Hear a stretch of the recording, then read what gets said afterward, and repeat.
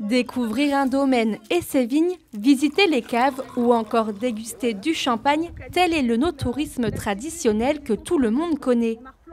Mais depuis quelques années, des vignerons innovent en élargissant leur offre touristique.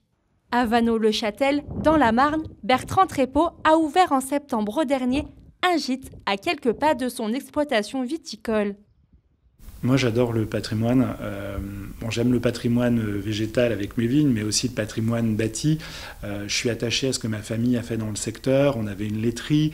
On a toujours pris soin d'essayer de préserver des choses dans la famille. Et c'est vrai que cette maison, l'idée de pouvoir, grâce à une activité touristique, de lui redonner une deuxième jeunesse et de se dire on va la retaper pour qu'elle soit repartie pour quelques décennies et qu'elle nous survive, voilà, c'est quelque chose qui me tenait vraiment à cœur.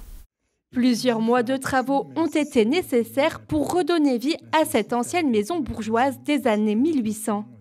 Là, on montre quand même qu'entre la position actuelle et ce dont on est parti, ça s'est métamorphosé, quoi. Oui, il y a eu beaucoup de travaux du coup. Ouais. Alors, on a une architecte incroyable qui est du coin, qui est de la région de Vitry, qui n'a fait travailler que des artisans de Vitry. En plus d'avoir fait appel à des artisans locaux, ce gîte, d'une capacité de 14 personnes, est éco-responsable. Bornes de recharge électrique ou encore pommeaux de douche high-tech, divers équipements sont installés pour tenter de rendre cette habitation plus respectueuse de l'environnement. Moi, je suis vigneron bio, je voulais avoir à peu près la même approche pour le gîte. Donc le gîte, on va chercher un écolabel. Il n'y a pas de gîte bio, ça n'existe pas. Mais il y a un écolabel qui s'appelle Clé Verte. Et là, je suis en cours de labellisation Clé Verte. Ça veut dire que ce soit pour les déchets générés par le gîte, que ce soit pour l'énergie, pour l'eau, on a essayé d'avoir des pratiques les plus économes.